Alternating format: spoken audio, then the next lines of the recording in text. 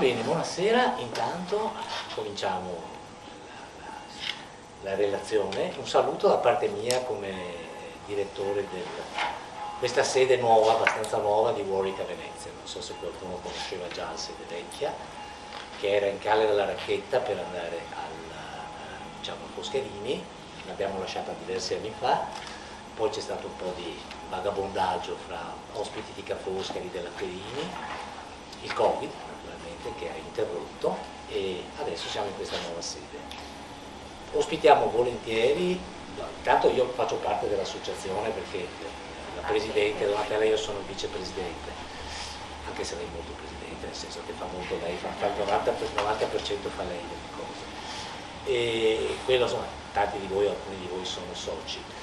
Però abbiamo un interesse e ho un mandato dall'università nostra che è stata presente a Venezia, dopo vi passo se volete un bell'articolo del 67, che dal 1967 siamo presenti a Venezia, con un programma limitato prima 3 mesi, adesso abbiamo una sede fissa che usiamo, abbiamo gli studenti qua, abbiamo 60 studenti della storia dell'arte in questo momento, stanno finendo un corso e dopo avremo varie conferenze, workshop organizzati con altre università e con persone del Warwick che arrivano, e poi altri corsi a giugno, a luglio, quindi sarà una sede operativa tutto l'anno e speriamo insomma, di ampliarla. Abbiamo cominciato a maggio e abbiamo preparato un sito web nuovo recentemente, quindi se volete vedere qualcosa è Warwick Venice Center, trovate tutto quanto lì. Il mandato è quello di lavorare anche con la città, di non essere l'università inglese che sta qui e si fa i suoi corsi senza pensare alla realtà di Venezia. Infatti uno dei temi che vogliamo sviluppare per l'insegnamento è quello di Environmental Humanities, che adesso c'è un corso anche a Ca' Foscari, in collaborazione con Ca' Foscari, soprattutto lavorare con le istituzioni veneziane, e questa serie di conferenze, questa è la prima, sono in associazione, in partnership con l'Ateneo Veneto, con l'Istituto Veneto di Scienze, Lettere e Arti e con altre realtà che poi vedrete o ritrovate nel nostro sito. Ecco, mi pare che il tema sia del tutto in linea con quello che vogliamo fare, con l'impegno a guardare alla città, ai problemi della città, e do un saluto, mi fa piacere che si inauguri questa sede, spero ci sarà una seconda conferenza il 6 di dicembre. Ci sarà l'assegnazione del premio, non l'assegnazione, la presentazione del libro del premio Torta più avanti a dicembre, daremo nota, e poi continueremo con altre presentazioni durante l'inverno e la primavera. Lascio subito la parola a Donatella. Io vorrei presentarvi un po' il ciclo nel suo insieme. Quest'anno il ciclo Lezioni della Storia è qualcosa che l'Associazione Progetto Rialto ha fatto da quando è nata, dandosi dei temi ogni anno diversi. Quest'anno il tema che abbiamo cercato di affrontare, che abbiamo proposto di affrontare, è quello di che cosa significa parlare tanto di sostenibilità. Tutti sentiamo parlare di sostenibilità in continuazione e in vari luoghi e momenti. Cosa potrebbe significare parlare di sostenibilità in una città come Venezia, non in termini generici, ma possibilmente più in concreto possibile. Certo, ci sono i problemi dell'innalzamento dei mari, i problemi idraulici, i problemi della salvaguardia dalle acque, ma esiste anche un risvolto che ha a che fare di più con la città e con i suoi cittadini.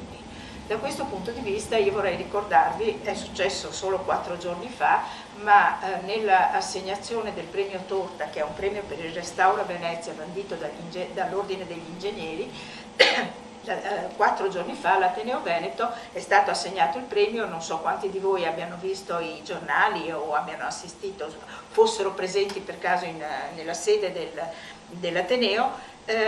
Il premio è stato assegnato alle cittadine e ai cittadini che si impegnano per mantenere Venezia città viva ed attuale. Ho citato esattamente la motivazione del premio. La Presidente dell'Ateneo, la Presidente della Commissione Giudicatrice Maura Manzelle, il Presidente dell'Ordine degli Ingegneri Mariano Carraro, tutti hanno insistito tantissimo utilizzando lo slogan "La città è viva".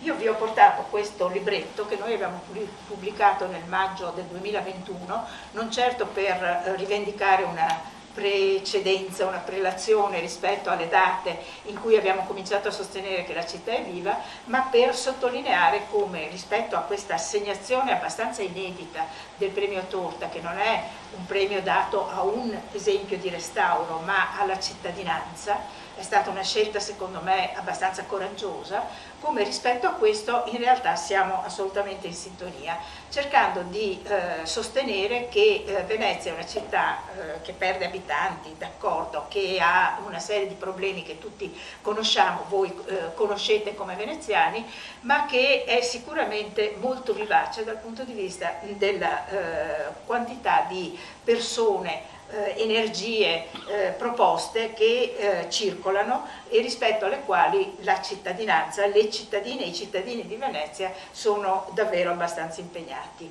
e spesso in direzioni del tutto parallele, con il problema, l'ostacolo secondo me di una frammentazione, perché questa è una caratteristica che a Venezia esiste moltissimo, forse anche altrove è una caratteristica italiana, ma sicuramente a Venezia è molto forte, per cui ciascuna associazione, ciascun gruppo di persone porta avanti un obiettivo separatamente e la difficoltà di coordinamento fra le varie istituzioni è molto forte. Allora il tentativo che abbiamo fatto, e qui riprendo quanto detto da Luca un momento fa, è stato quello di cercare di coordinare, almeno dal punto di vista programmatico, la maggior parte delle istituzioni culturali veneziane che fin dall'inizio, l'associazione Rialto è nata nel 2019, hanno dato il loro patrocinio a questa associazione.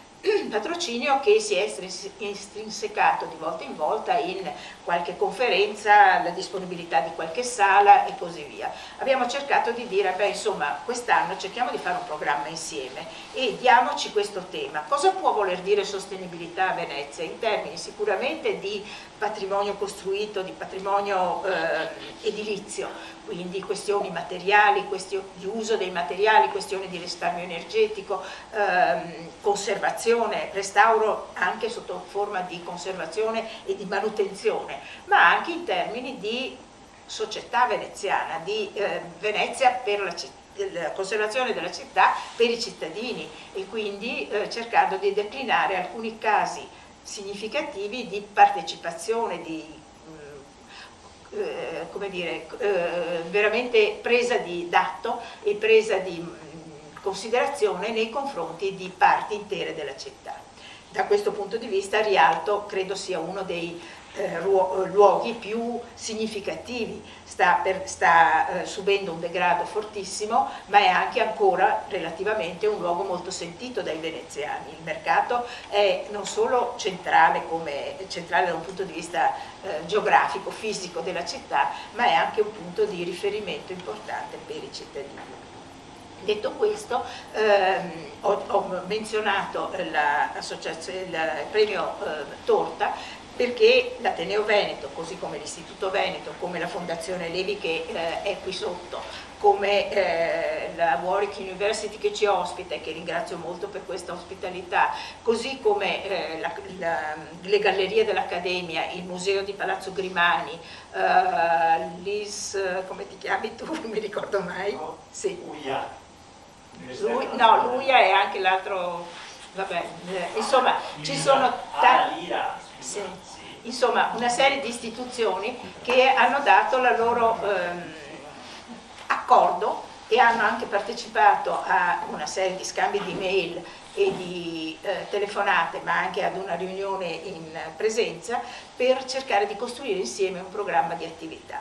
Quindi quello che noi cominciamo oggi con non moltissimi partecipanti, ahimè, ma insomma spero che nel futuro riusciremo a coinvolgere più persone, è proprio un tentativo di ragionamento e di dibattito insieme su una serie di esempi significativi a Venezia e per Venezia rispetto al restauro, conservazione e manutenzione degli edifici, del patrimonio costruito, del patrimonio monumentale, ma anche del patrimonio minuto e soprattutto dei saperi e delle conoscenze stratificati da generazioni che esistono, crediamo ancora nella città. Appunto, la nostra tesi è che Venezia è viva da questo punto di vista e che lo slogan Venezia, la morte a Venezia, di Thomas Mann, è un po' diventato uno slogan che in realtà ci danneggia.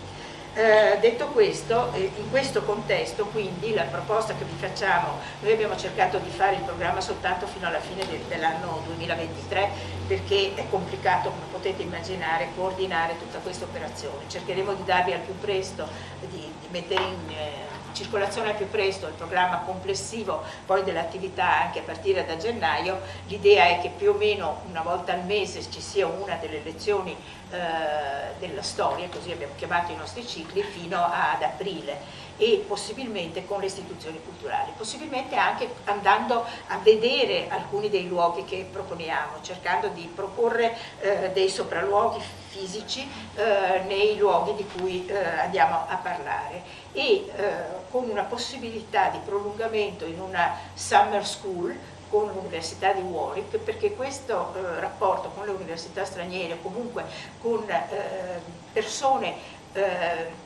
che non hanno, anagraficamente non sono cittadini veneziani, non sono iscritti all'anagrafe, ma non hanno la residenza, ma sono veneziani nel senso che amano Venezia e partecipano a questo tipo di sensibilità nei confronti della città, per noi è assolutamente fondamentale. In questo senso vi riferisco ancora un piccolo elemento di quel libretto che voi avete visto, di cui quella era la copertina. È un libro, la diapositiva precedente, è un libretto pubblicato da un'editrice francese parigina, Liana Levi, che è una tipica non residente ma amante di Venezia, la quale ha voluto fare una donazione nel 2021, una donazione all'associazione Rialto, dicendo io faccio una donazione non in soldi ma con il mio lavoro, e quindi ha pubblicato il libro nella casa editrice francese, ma scegliendo uno stampatore veneziano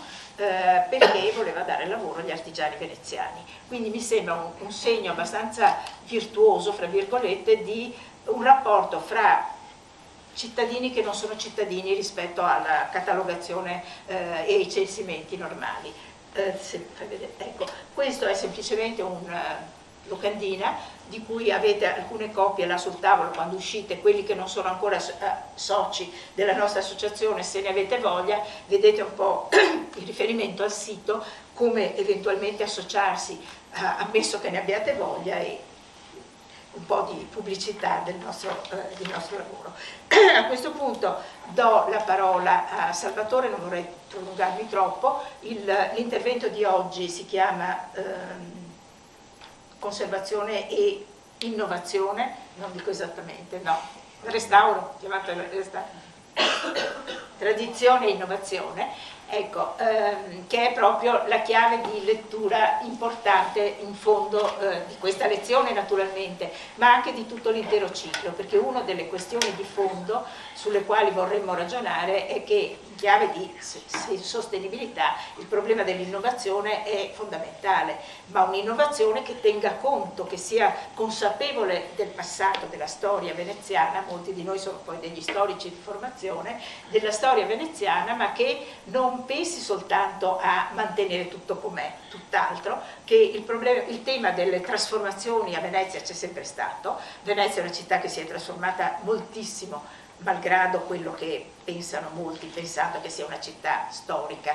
tra virgolette. È una città storica che si è trasformata lungo i secoli, sempre e moltissimo, e in buona misura con gradi di innovazione significativi.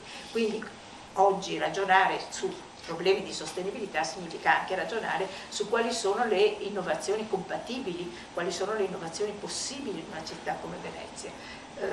Fra le istituzioni culturali che abbiamo coinvolto, mi sono dimenticata di menzionare, ma che invece credo sia importante, sia il gruppo dei comitati per la stranieri per la salvaguardia di Venezia, sia il sovrintendente ai beni architettonici e ambientali, che ha aderito al nostro progetto e ha addirittura nominato una persona come responsabile di questo piccolo pezzetto del nostro percorso.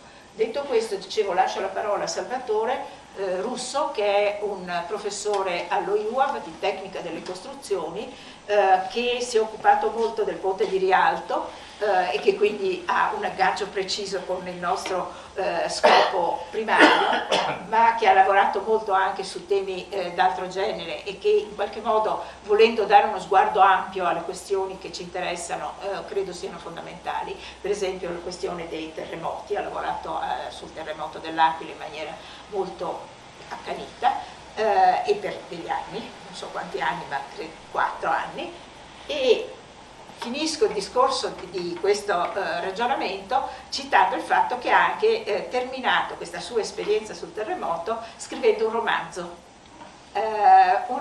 di cui non ricordo il titolo, ma lo dirà lui stesso, che raccomando a tutti di leggere, perché credo che è un romanzo, ma che faccia riflettere molto sui rapporti fra pubblico e privato nel avere a che fare con i problemi di ricostruzione. In quel caso sono proprio di ricostruzione, in parte anche di restauro, ma sicuramente di ricostruzione, i rapporti fra pubblico e privato, chi prende le decisioni, come passano le decisioni e le complicazioni di una serie di operazioni come quelle che lui ha seguito da vicino nel caso del terremoto dell'Aquila.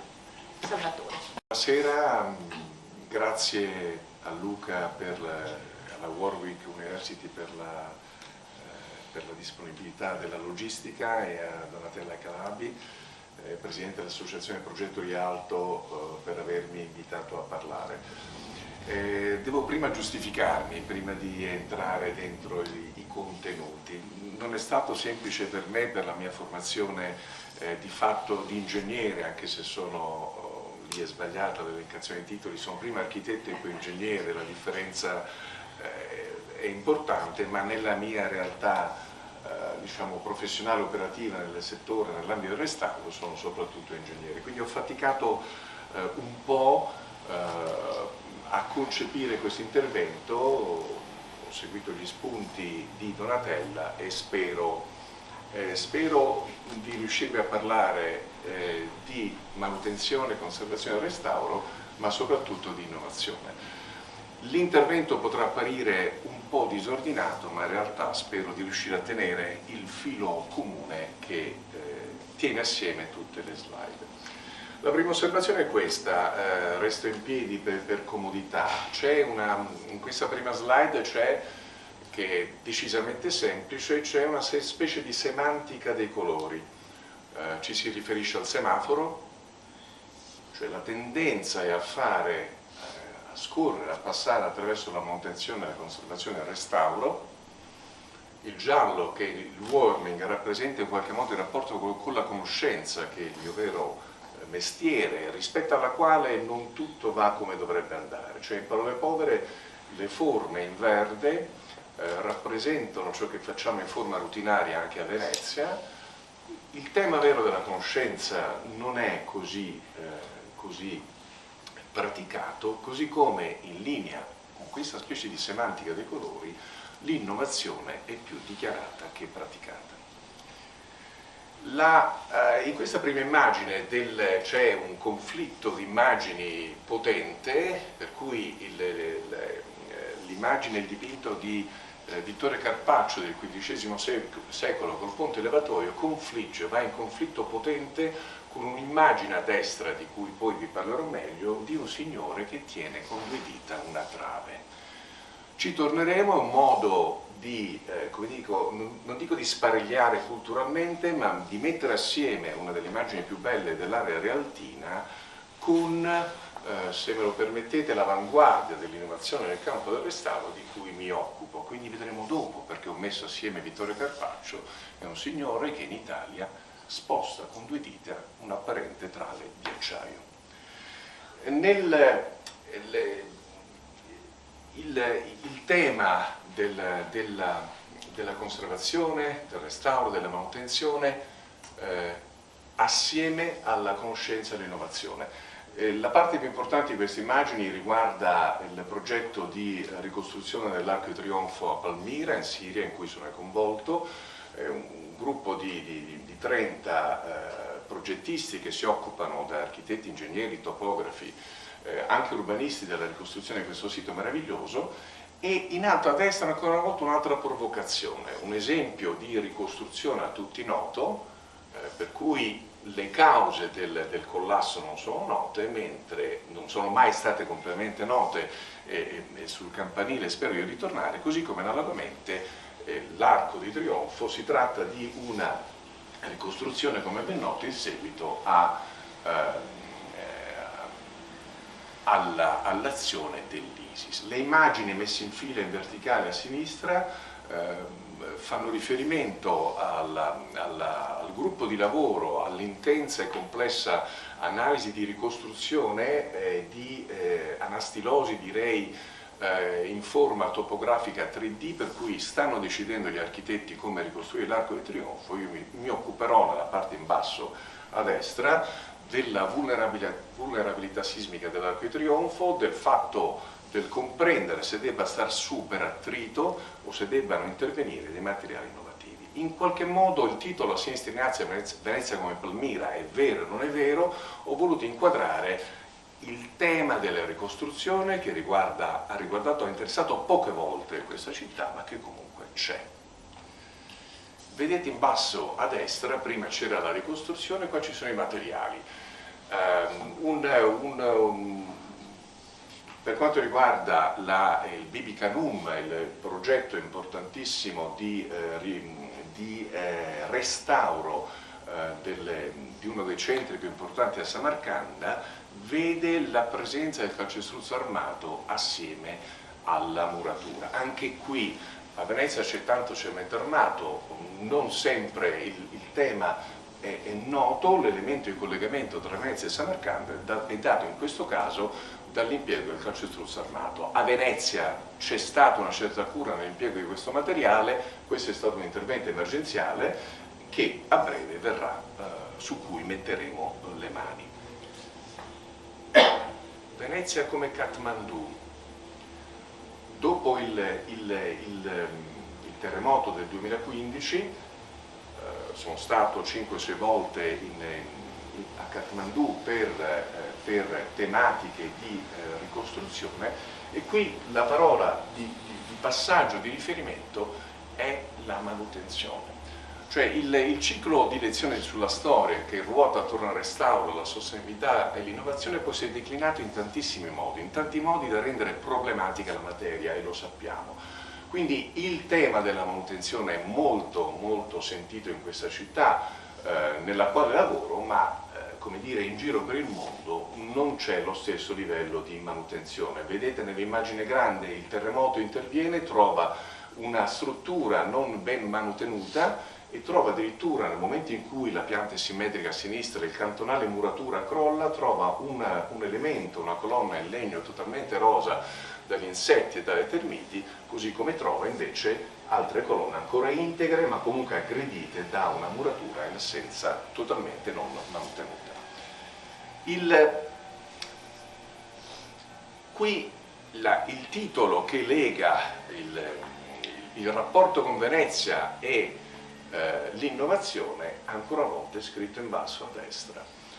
Nel terremoto dell'Aquila il borgo di Santo Stefano e Sessanio viene interessato dal terremoto, tutto il borgo diffuso resta in piedi, quindi mi scuso se sono rapido, ma il tempo a disposizione è poco, appunto alludevo a questo quando parlavo del disordine.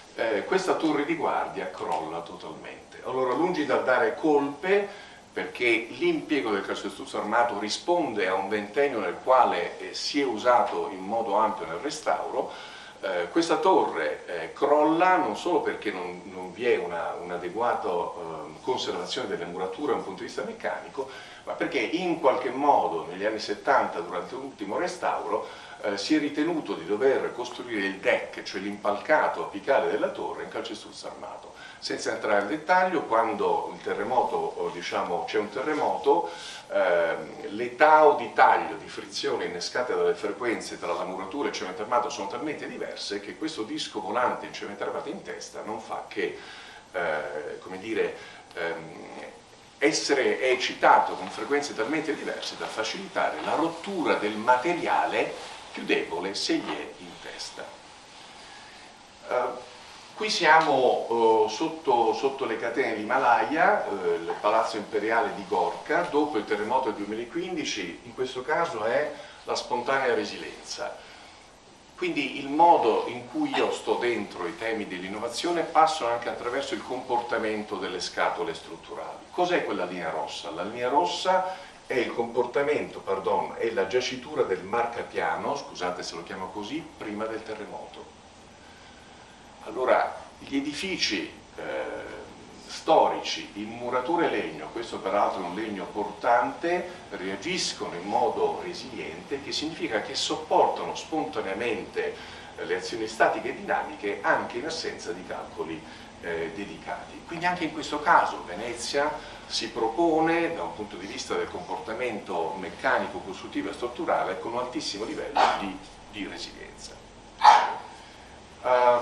Ciò che non deve essere fatto. Io non so dire se questo c'è a Venezia, direi che c'è pochissimo. Qui siamo a Bagan, in Myanmar, un sito UNESCO tra i più belli al mondo. Vedete in alto, nel nostro mestiere è bravo chi sbaglia di meno, il mio non è un giudizio facile, ciò che non deve essere fatto. Dopo alcune alluvioni ed eventi naturali estremi, localmente, prima che UNESCO cerchi di dare degli indirizzi di comportamento da sinistra verso destra, vedete delle strutture in acciaio applicate direttamente a superfici importanti decorate. Nella immagine a sinistra vedete, nella seconda da sinistra vedete un vero e proprio telaio aggiuntivo che va a alterare il quadro deformativo e il quadro identitario originario della struttura, in mezzo degli inserti sgradevolissimi in cemento armato, nelle ultime due, ciò che in Italia forse si vedeva tantissimi anni fa ma non si vede più, quindi dei getti di calcestruzzo armato a evitare i comportamenti fuori dal piano di pareti murarie, quindi cemento armato più telai in acciaio. L'area rialtina, il mio interesse, avendo in qualche modo manifestato qual è la mia operatività nel settore del restauro, chiaramente quest'area è un'area esemplificativa, fortemente esemplificativa, perché da un punto di vista costruttivo, sono alcuni degli edifici più importanti, porta con sé un brandello fortemente caratteristico del modo in cui si sono fatti i restauri, ma anche delle problematiche che abbiamo in campo.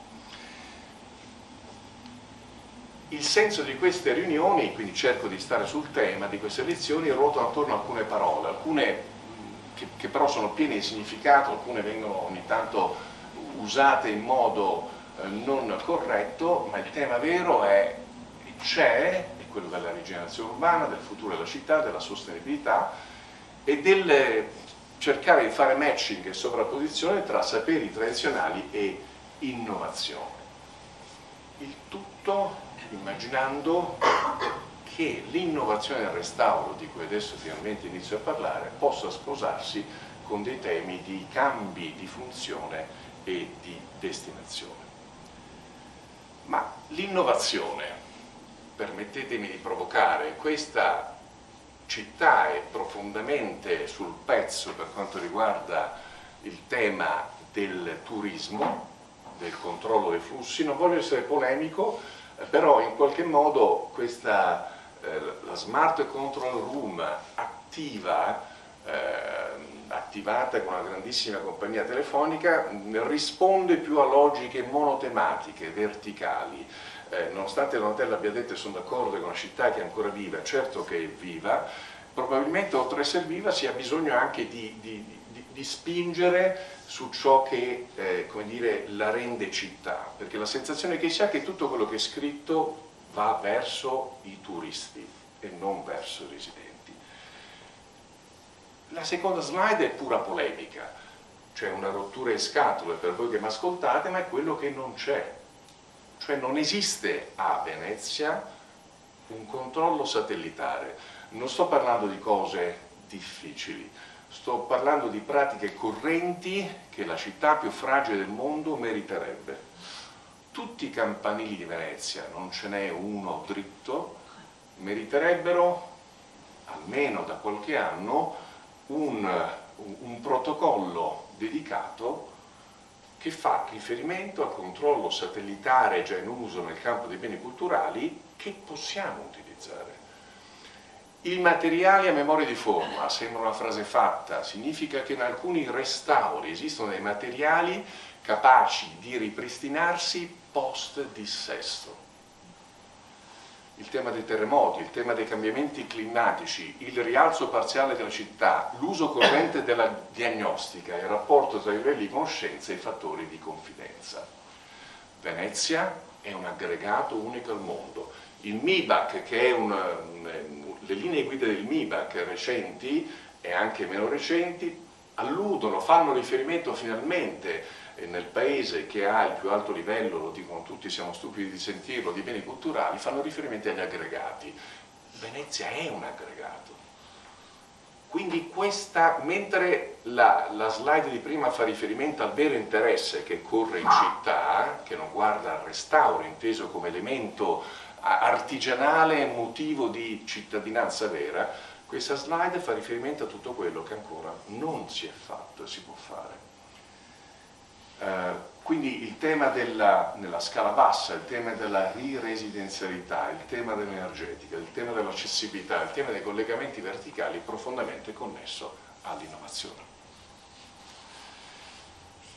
E quindi in termini di innovazione vale la pena ricordare che dalla medicina, dagli anni 50, il restauro prende come precipitato l'impiego di una serie importante di devices, che significa attrezzature di diagnostica, che sono in grado di, qui le vedete elencate, sono in grado di garantire e implementare il tema della conoscenza, ricordatevi la forma colorata di giallo all'inizio del mio intervento, come elemento profondamente propedeutico al restauro. Ma se la forma di conoscenza è molto spinta dal controllo satellitare ai temi del monitoraggio, può diventare un elemento di vita cittadina molto vicino anche alla tradizione di questa città. A farla semplice, perché il tema è abbastanza complicato, ma molto molto semplice. Negli ultimi 30 anni a Venezia siamo entrati, ma non ancora benissimo, si utilizzano i rumori della città, sia il vento, sia l'acqua alta, sia la passeggiata delle persone, per trasformarli in ente eccitante l'edificio costruito, per ricavarne le informazioni sul suo stato di salute.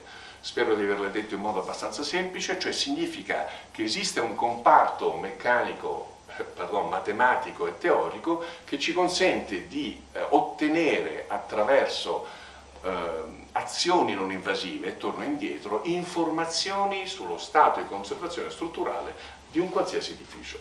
Qui vedete ad esempio un martello strumentato con cui si eccita qualsiasi struttura. Eccitare significa dare una piccola esercitare, una piccola pressione. A destra abbiamo l'esempio di una caduta di un grave, ma noi possiamo anche utilizzare strumenti che ascoltano il rumore della città e lo traducono in dati utili per il restauro. Come dicevo, non prendete paura, mi fermo solo 10 secondi. L'impianto teorico che assiste questi strumenti di diagnostica non invasiva è forte, consolidato e maturo nel campo del restauro. Adesso incomincio a dare la prima spiegazione. Esistono degli esempi, vedete Torna Lumino, che ho osato mettere a confronto con Vittore Carpaccio. Nel fumetto in inglese dice: ma è veramente vero quello che sto facendo? Quindi torno all'introduzione di Donatella, innovazione. L'innovazione vera praticata è un elemento che deve incominciare a stare a Venezia ancora di più. Sì, allora è tutto vero, perché quella trave è una trave in fibra di vetro che pesa 6 volte meno una trave di acciaio e può essere utilizzata in modo intelligente in luogo di materiali particolarmente e inutilmente pesanti. Qui siamo al Ponte del Paludo, zona dell'Arsenale a Venezia, il recupero, il restauro di un ponte, quelli in azzurro, pardon, sto andando troppo veloce, a sinistra vedete il Ponte del Paludo, oggetto di restauro, zona Arsenale. Il grande tema, che è il tema di Venezia, come posso restaurare mettendo resistenze senza masse, cioè in parole povere mettendo elementi leggeri che però abbiano resistenza. Allora si torna all'immagine dell'operaio col fumetto in testa e siamo riusciti, questo è il deck, la sezione del ponte del Paludo, in blu vedete le travi in fibra di vetro utilizzate, e qui addirittura 2 uomini che in 2 spostano 11 metri di trave. Le ricadute in termini economici, sia come capacità lavorativa sia di risparmio, sono evidenti. Molto rapidamente le parole chiave del mio intervento disordinatissimo sono conoscenza e innovazione. Nel 2002 succede che 2 turisti restano feriti dalla caduta di un pezzo di trachite rosso di Verona nella zona tratteggiata in nero al di sopra della finestra. Questa è la facciata di Palazzo Ducale, e allora IUAV si occupa di attivare un meccanismo di conoscenza e di controllo propedeutico al restauro, e l'area interessata dalla caduta dei pezzi di marmo viene interessata da prove soniche e da un ampio intervento di monitoraggio e di controllo. In questo intervento di monitoraggio si fa una campagna di prove soniche, che significa, senza entrare molto in dettaglio, riuscire a determinare in modo non invasivo la consistenza di questo meraviglioso ricamo meccanico fatto con delle losagne che tutti conosciamo bene, e si arriva a determinare che nelle 2, anche qui vado dritto al tema progettuale del restauro, la velocità misurata dall'attraversamento di un input, se fosse buona muratura di pietra, muratura di mattoni, dovrebbe essere intorno ai 3.500-4.000 metri al secondo. Quella misura che leggete nelle 2 è prossima, non dico all'adobe e alla terra cruda, ma ci siamo vicini. Quindi la conoscenza, il tondo giallo dell'inizio del mio intervento, in realtà è un perimetro fortissimo che può, come dire, che si lega in modo importante alle esigenze di questa città e viene sempre prima del restauro. Abbiamo fornito i dati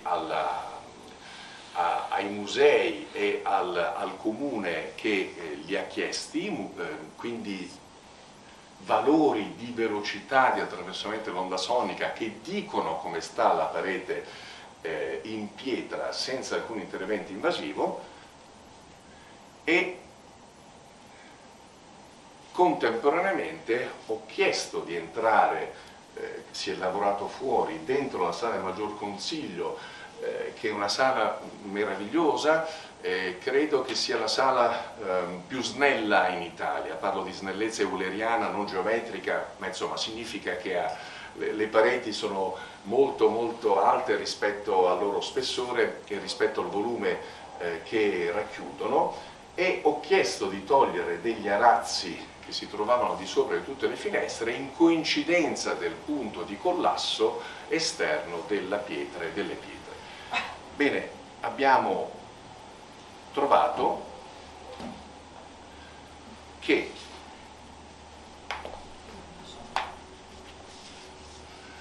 qui siamo all'esterno, questo è l'interno tolto l'arazzo, questo è lo stato della muratura al di sopra dell'architrave in pietra, in corrispondenza perfetta del punto di collasso delle pietre all'esterno. Allora, questa è la conoscenza. Conoscenza certamente capita che ci sia questo processo, però confermo quel giallo, quel colore iniziale che ho inserito. Troppo spesso a Venezia conduciamo dei restauri, delle operazioni di restauro secondo dei principi che invece possono essere implementati. Ancora una volta il comparto teorico ci assiste, è un semplice strumento che con una formazione empirica mi ha detto, ci dice quanto è profonda quella fessura. Quella fessura risultava profonda circa 40 cm, che per un ingegnere ma anche per un architetto significa che è una cosa insostenibile.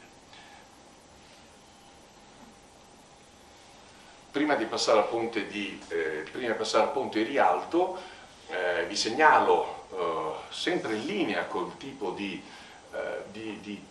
comunicazione, di aver sfruttato un paio di capodanni che esprimono frequenze, rumori e disturbo per leggere gli spostamenti della parete della sala del Maggior Consiglio durante questi due eventi. Bene, da un punto di vista strutturale, uno spostamento orizzontale di 1,6 mm letto in coincidenza del capodanno riportato a sinistra ha significato e ha un significato importantissimo dal punto di vista del restauro, informazione che è stata consegnata, come si suol dire, a chi di dovere.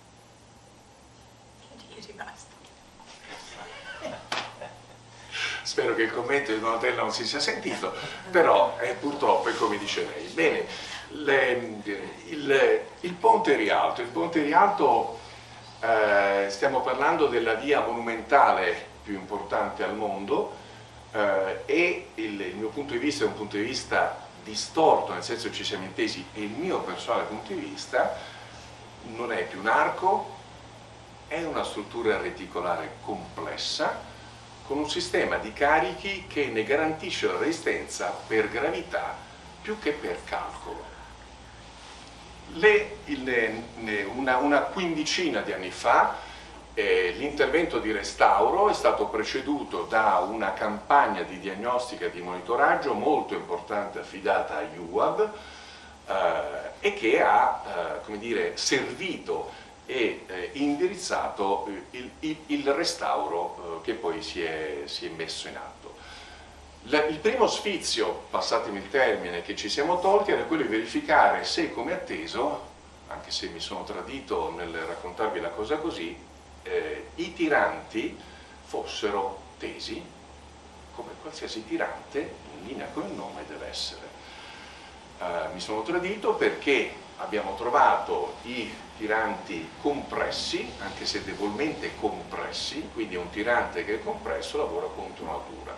Significa che il ponte, che sta benissimo, non accadrà mai nulla, ma è un ponte che ha un abbassamento in chiave atteso, dovuto al suo peso proprio e all'età e all'uso che ne viene fatto. Quindi è un caso molto particolare, anche se sono cavi che dovrebbero, come dire, tenere conto del comportamento degli archi della sola edicola, ma visto il funzionamento ormai consolidato nel tempo di una struttura che non è più un arco, che ha uno spessore contenuto ma è una struttura complessa, mi sarei aspettato un comportamento di sigma trazione. La compressione però dichiara come sta lavorando veramente il ponte. Bene, cosa vedete qui? Qui siamo dall'alto, il punto in cui ci sono, come dire, le 4 filiere dei negozi, quindi questo è il punto uno dei punti più trafficati di Venezia. Abbiamo programmato una serie di mappature molto intense con il georadar, ottenendo negli spessori questi disturbi sono parti vuote. Allora, voi tutti sapete che i servizi e i sottoservizi passano per i ponti, però quello che ha dato e detto il georadar in termini di ridotta compattezza non giustificava la sola presenza di sottoservizi.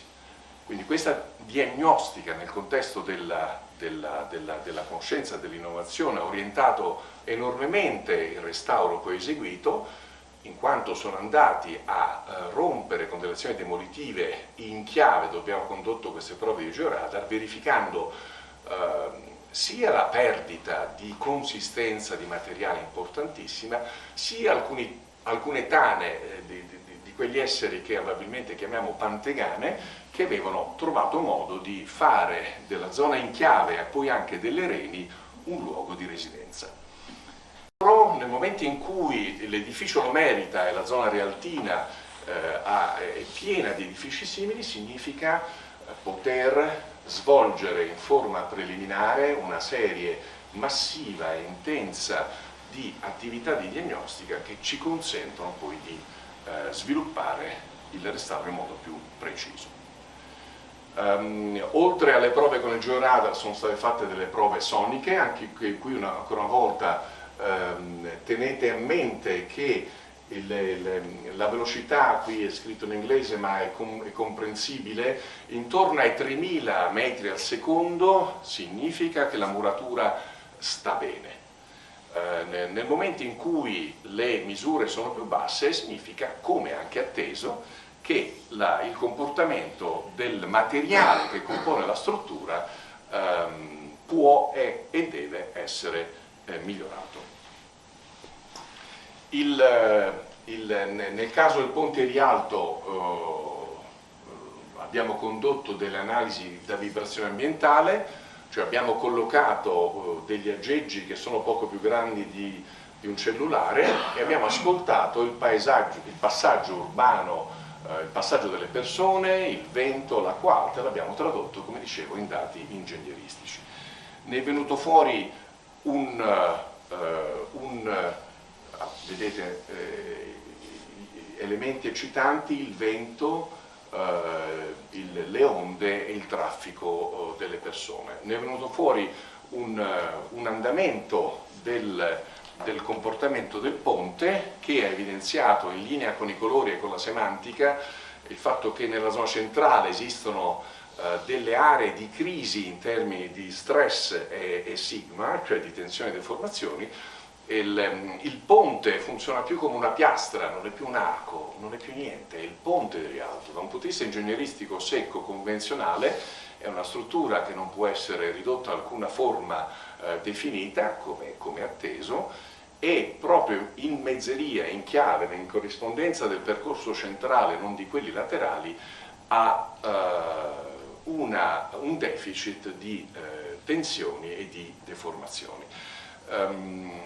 Abbiamo rilevato anche, probabilmente connesso all'esposizione sui due fronti, Fondaco dei tedeschi versus Cafarsetti, un diverso grado di manutenzione e, come direbbero i giovani, anch'esso ci sta.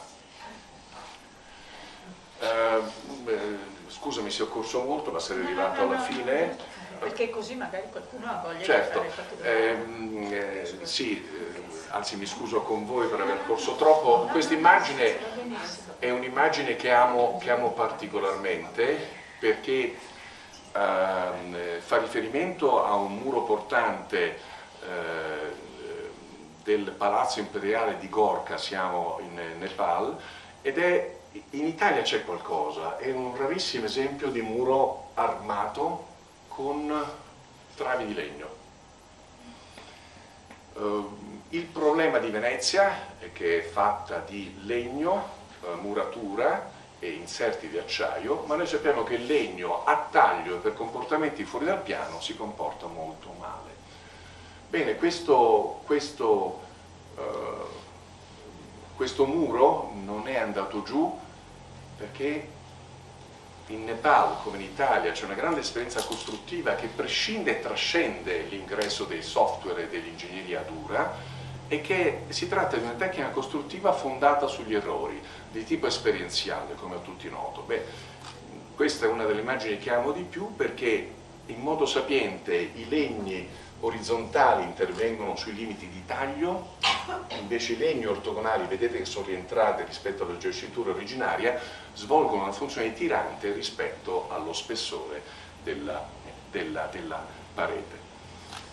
Bene, in quest'ultima slide ho spostato i colori e ho messo a sinistra il topic del mio intervento e a destra quello che tutti facciamo o pensiamo di fare in modo corretto. E ho cercato di inserirmi nel perimetro del compito di lezione, diciamo così, che mi è stato affidato. Ecco, io mi ricollego al Venezia è viva di Donatella a me sembra che la questione della conoscenza e dell'innovazione, come dire, possono essere brandite, non dico come fece Marinetti nel 1910 buttando 800.000 volantini dalla torre dell'orologio contro Venezia, Bassatista, però non ci vado neanche tanto distante. Cioè a me sembra un modo per combattere le forme statiche del restauro, che sembrano paradossalmente essere concordi con questa statica che io vedo in questa città, non totale, ma siccome i residenti sono diventati sempre di meno, io lo collego, tendo a collegarlo anche a questo modo di fare. Quindi conoscenza e innovazione come elemento di rottura, come elemento di protesta a poco più di un secolo da Marinetti, e magari potremmo anche ragionare sul fatto che l'area realtina potrebbe anche diventare un luogo pilota di sperimentazione. Scusate per la fretta e grazie.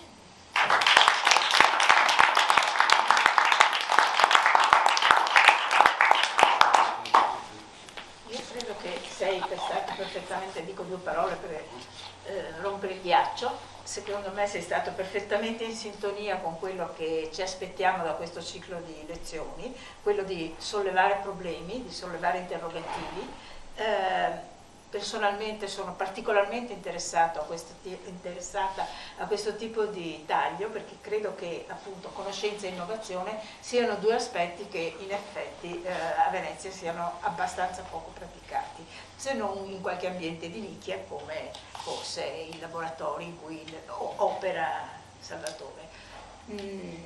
Mi piacerebbe sapere se ci sono domande, prima di tutto, commenti, reazioni a quello che abbiamo cominciato al discorso che si è aperto con oggi.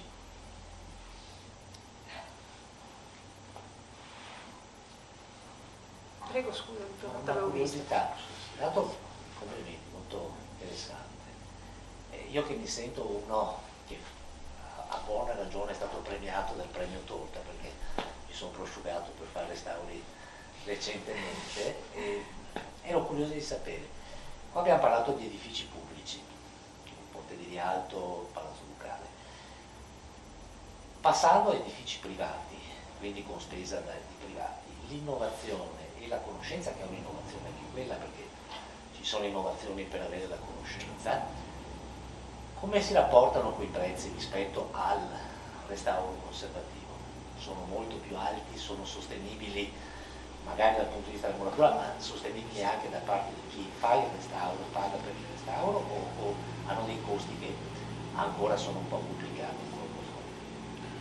È una domanda molto, molto pertinente. Allora, però sulla risposta mi sento abbastanza tranquillo, perché è un tema che torna... Era curiosità. Certo, che torna spesso. La conoscenza non è molto costosa, adesso provo a dare anche qualche dato, e soprattutto consente di correggere, non dico il restauro a scatola chiusa, ma il restauro che si inizia senza avere le idee totalmente chiare. Cioè la prima risposta che le do è che le risorse economiche affidate alla conoscenza come gradino pre-restauro vanno a scontare poi il restauro, ed è sempre andata così. Detto questo, se ricordo bene, e quindi secondo me si può trasferire al privato tale e quale, la campagna di diagnostica del Ponte Rialto ha avuto un costo attorno ai 30-40 mila euro complessivi, su una dimensione di restauro che andava a toccare diciamo ordini di grandezza decisamente superiori. Quindi mi fa molto piacere la domanda, perché è proprio un problema di inerzia, di abitudine. È chiaro che fanno un certo effetto, perché i risultati le performance conoscitive sono altissime, ma il costo è, non dico contenuto, ma proprio giusto, e se uno, ripeto, lo mette in asse con il progetto, poi risparmia dopo. Certo, perché sa dove deve fare effettivamente il restauro. Elena. Complimenti per questa, cioè hai reso semplice una materia super complessa e poi la velocità conta, anche grazie. Io ho un po' un'osservazione, innanzitutto sull'omino con la trave, devo raccontarti che fino a poco fa avevo il computer acceso su alcune diapositive del fondo Forlati UAV con questi uomini che sollevano le travi dentro il palazzo dei 300 di Treviso, bellissimo, quindi è stato così, ho fatto un collegamento immediato ed è molto bello anche vedere al di là dei modelli appunto gli uomini che entrano nel cantiere, cioè questa dimensione umana anche del peso dei materiali, ma comunque al di là di questo ho una domanda. Sono d'accordo assolutamente che Rialto potrebbe diventare l'uomo di sperimentazione, ma in fondo lo è sempre stato. Abbiamo qui Donatella che ci ha insegnato che il ponte di Rialto in particolare è stato un luogo anche di sperimentazione tecnica, lo sappiamo, no? Il suo studio sulla giacitura dei piloni, insomma. Certo. Ecco. Allora in quel giallo di conoscenza qual è il peso della storia? Cioè, nel valutare, diciamo, la conoscenza di un bene, che può essere pubblico o privato, e qui secondo me c'è un po' da portare anche un po' in alto questo aspetto. È chiaro che non riguarda la tua comunicazione, però io credo che anche questo aspetto in qualche modo faccia parte del giallo, perché c'è poca conoscenza. Sì, è proprio così, ripeto, ho corso e spero che comunque il messaggio sia arrivato ugualmente. E come se così? Da quel punto di vista, cioè il tema è che non è cambiato nulla, ma inserire un nuovo tipo di abitudine può far bene a questa città. Non è cambiato nulla perché per la ricostruzione dell'Arco di Palmira, adesso diciamo per motivi di guerre siamo tutti in stand-by in attesa di ritornare a Palmira. Il primo anno e mezzo solo sono tenuti gli storici del gruppo di progettazione, solo dopo sono arrivati i topografi, quindi io ti posso confermare, non è il mio pane, ma per l'Arco di Trionfo, che per importanza sta chiaramente ai nostri manufatti di grande pregio di Venezia, soprattutto nella ricostruzione, ma non solo, gli storici hanno tenuto a fermo il gruppo di progettazione prima di decidere come sarebbe stato più consono ricostruire l'Arco di Trionfo, quindi come la storia c'è come.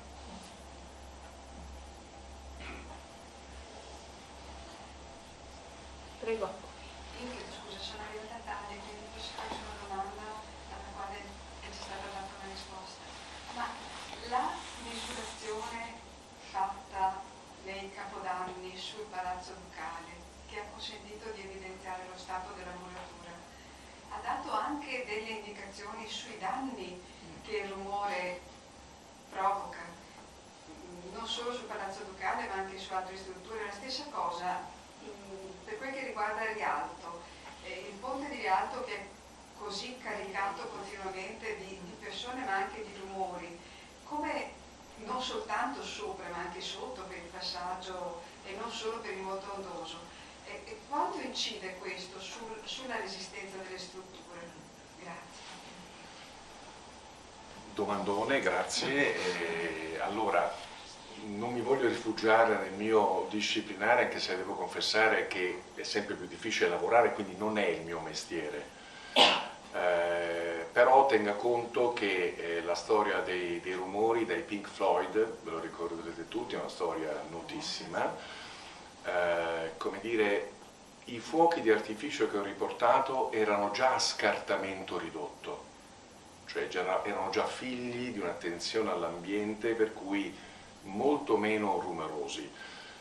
Non è il mio mestiere, ma il fatto che i fuochi d'artificio, perché io ottengo informazioni ingegneristiche dal semplice passeggio, Ma il fatto che fuochi d'artificio abbiano prodotto uno spostamento di 2 mm di una parete massiva significa che fanno male, non c'è dubbio. Però deve dimenticare quello che le ho appena detto, perché non ho titolo, no, nel senso che la risposta è sulla scatola strutturale, perché 2 mm in corrispondenza del solaio dove è un incastro è tantissima roba.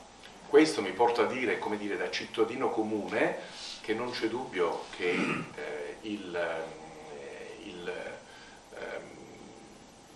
le frequenze dei rumori facciano male. Mi ha fatto venire in mente che hanno impedito l'uso della sala in Campo Santa Margherita, quella di Ca' Foscari, non mi ricordo il nome, ai concerti. L'auditorium ai concerti, perché le capriate cinquecentesche non sono ammorsate, e quindi la domanda, lei ha ragione da rendere, lì non si tengono più concerti ma solo conferenze fino a che non si ammorsano le capriate, il che significa che è come se è pericoloso. Perché rimanda ai concerti in Piazza San Marco, per esempio. Ma che non si fanno più, mi risulta, quelli rumorosissimi, difatti non si fanno più. Allora Paolini quest'estate. Opinione. Tre date. La prossima potrebbe essere peggio che la Prego. In questo schema, manutenzione, conservazione e restauro sono patrimonio della sovrintendenza. Parliamo di restauri di monumenti storici, ovviamente, quindi assoggettati comunque alla competenza della sovrintendenza. Ma quanto c'è di conoscenza e innovazione nella sovrintendenza, nei processi che loro autorizzano di restauro? No. In questa sede possiamo parlare chiaro. Allora, le sovrintendenze come le prefetture sono italiane, ok? E quindi io non, insomma, vorrei essere delicato. Diciamo che probabilmente la mia, come io intendo la sovrintendenza, per il potere sovraordinato che hanno, diciamo che i concorsi dovrebbero essere più difficili. Ok? Non so se le ho risposto. Per il potere sovraordinato che hanno, i concorsi dovrebbero essere molto più difficili. Talvolta si è fortunati, altre volte di meno, quindi credo che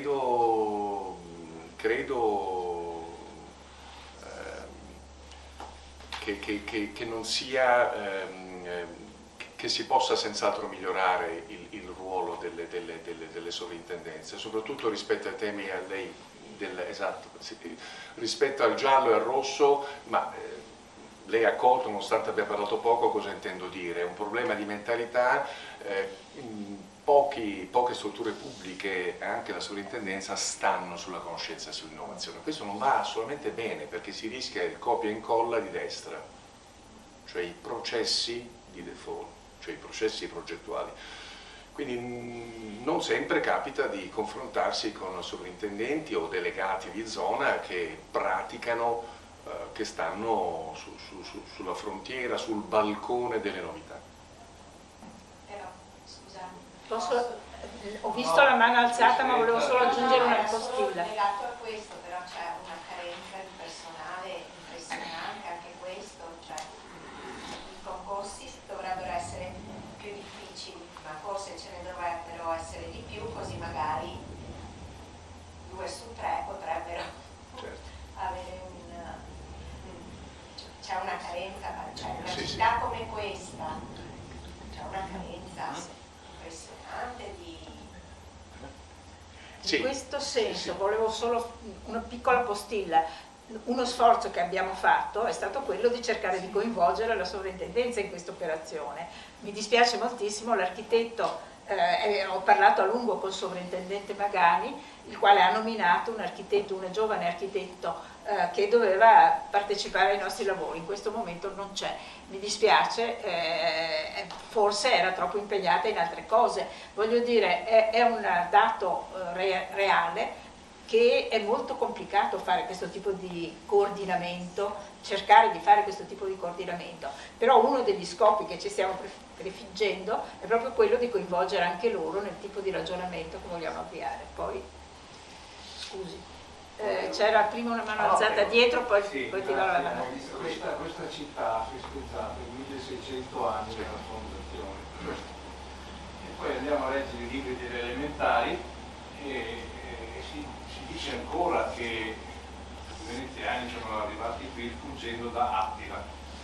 Fondazione mitologica 421, Attila arriva 40 anni dopo. C'è qualcosa che non funziona in questo meccanismo che si sta ripetendo secolarmente. Quando io cerco di spiegarlo ai miei collaboratori o alla gente, mica mi credono, e giustamente io ho detto nella mia vita tante balle, ma il problema di questi due colori deve essere, secondo me, affiancato ad un altro problema che è politico ed è imprescindibile, che è quello della comunicazione. Lei ha raccontato, anch'io sono arrivato in ritardo, marito e moglie viaggiano assieme stasera, e dopo? Cioè, ringraziamo Donatella, è il dopo che come dire, che è quasi inarrivabile. Io ho lavorato come mia moglie nella comunicazione, ma è difficile scardinare qualcosa che noi siamo fermi con i libri di scuola elementare, stop, ma non siamo fermi noi, è fermo un pianeta su queste robe, e quindi probabilmente io sono stato fatto un giro nelle università americane, Clinton dava $1.000 milioni, però 0 centesimi se non avevano un piano di comunicazione per le ricerche, che doveva partire dalle elementari. Non era un deficit di cattiveria, era un surplus di intelligenza, secondo me. I presidi delle università erano, siamo impazziti perché senza di questo non ci muoviamo. Non era sbagliato,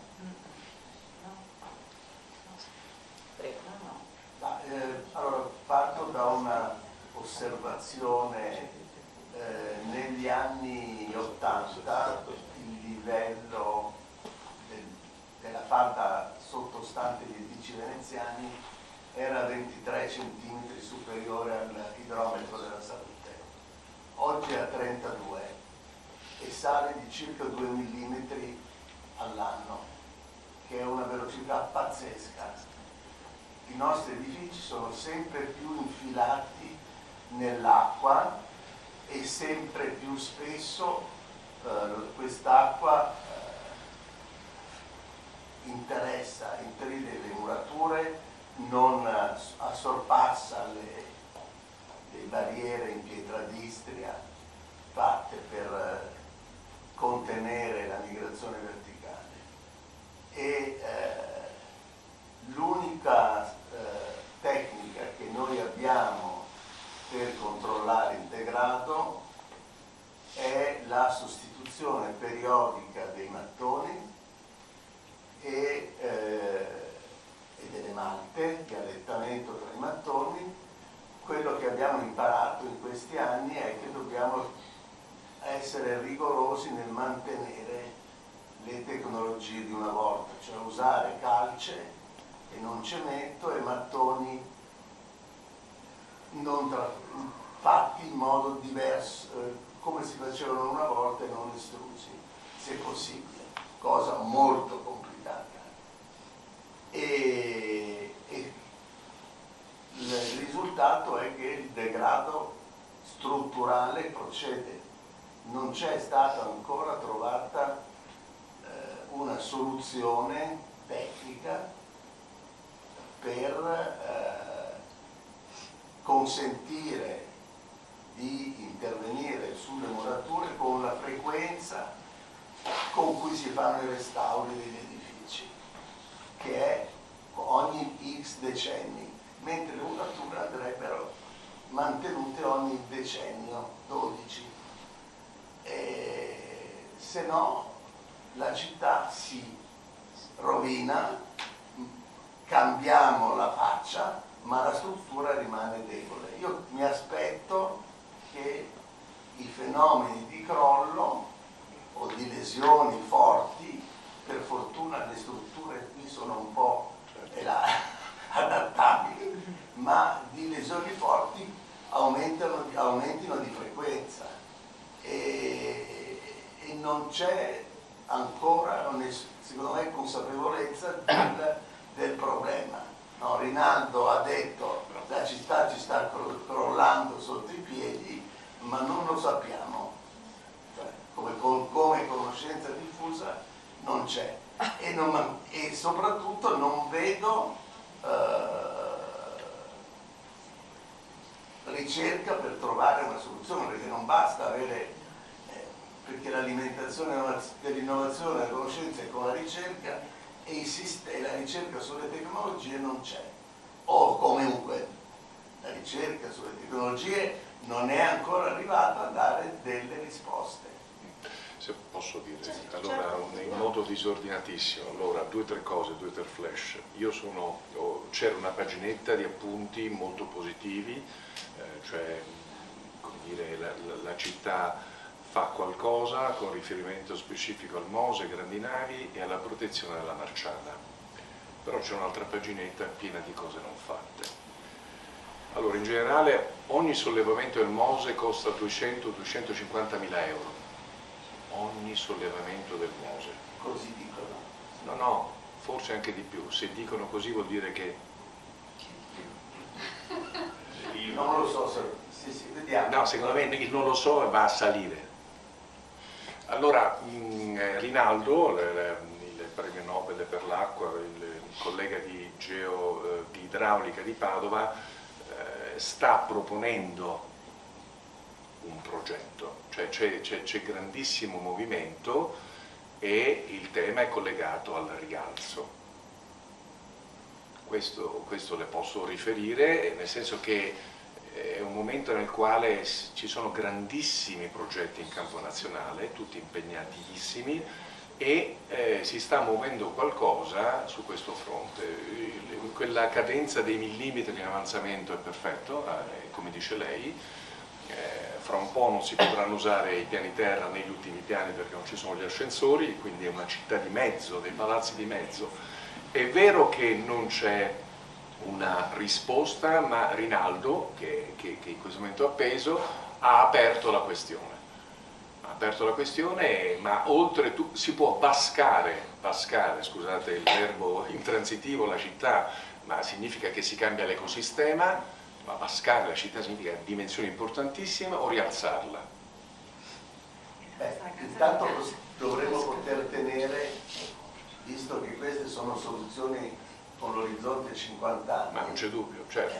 Noi dobbiamo tenere in piedi gli edifici comunque, e questa cosa di tenere in piedi gli edifici comunque non dipende dalle soluzioni esterne, dipende dalle soluzioni dei mattoni.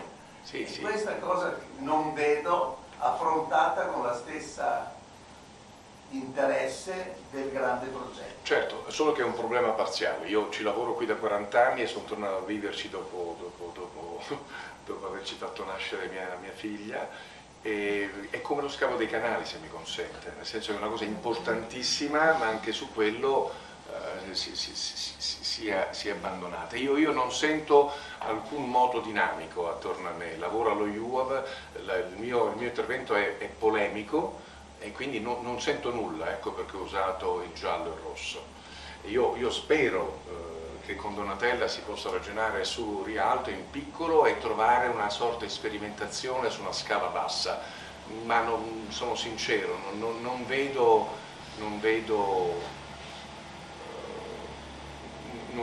grande interesse. Parte chiudere soltanto con una nota pessimistica.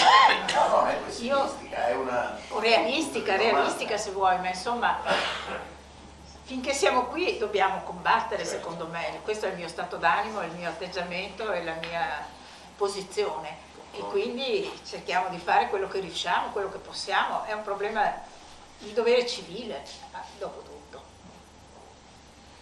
In questo senso l'associazione Progetto Rialto questo vi propone, di tentare di fare delle proposte realistiche, giuste tutte le osservazioni che avete fatto, però non far niente non ci aiuta, credo. Mi riprometto di farti una proposta ancora più fattiva, Infatti, ancora no, più infatti. di reazione, assolutamente. Ci sono altre osservazioni o domande? Si prego. Un ragionamento più che altro. Sì. Io vengo da una formazione prettamente aziendale, quindi stavo pensando se consolidando la conoscenza si possa dopo andare a dimostrare alla sovrintendenza il fatto di poter spendere meno a livello di manutenzione, perché se si va a consolidare la conoscenza, dopo magari con una manutenzione predittiva e preventiva si hanno dei risparmi e magari rendendo partecipe anche la sovrintendenza di questi risparmi si può innescare in un processo Virtuoso. Sono assolutamente d'accordo ed è proprio con questo spirito che ho cercato di coinvolgerli. Poi ci si scontra, e questo purtroppo è la realtà di questa città, una delle tante realtà di questa città, è che ci sono in contemporanea almeno 3 iniziative culturali interessanti e che in qualche modo mobilitano. Oggi stesso io so che ci sono altre cose in corso. Non voglio dire che in questo momento il sovrintendente sia impegnato, però non ne so nulla. Quindi la battaglia è veramente complicata, però io credo che sia proprio giusto quello che lei sta dicendo, che sia la direzione nella quale dobbiamo andare. Dobbiamo catturare l'attenzione di chi ha la responsabilità e il potere per intervenire, assolutamente. In questo senso la mobilitazione, prima parlavi di comunicazione, giusto? Assolutamente giusto. La nostra in piccolo mobilitazione è proprio, va in questa direzione, cercare di comunicare a chi ha orecchie per intendere che bisogna fare qualcosa. In questo senso però richiamo a Andrea Rinaldo, non so che tu lo facevi. Sì, ma anche Sì, altri insomma. Va in questa direzione. Andrea Rinaldi in questo momento sta facendo una battaglia per avere dei finanziamenti per avviare un grossissimo concorso che va nella direzione della Grande Venezia, Venezia 2100 mi pare che si chiami, e che va nella direzione di cercare di avere sicuramente degli interventi, delle proposte di intervento relativi all'innalzamento delle acque, ma anche alla sostenibilità della città, proprio del tessuto cittadino. Questo ve lo posso assicurare perché mi ha chiesto di dargli una mano nella stesura del bando, operazione peraltro difficilissima, ma insomma il bando di concorso dovrebbe proprio occuparsi anche di tutte le questioni più minute che abbiamo cercato di affrontare qui dentro. Poi, naturalmente, se sono rose fioriranno, come si suol dire.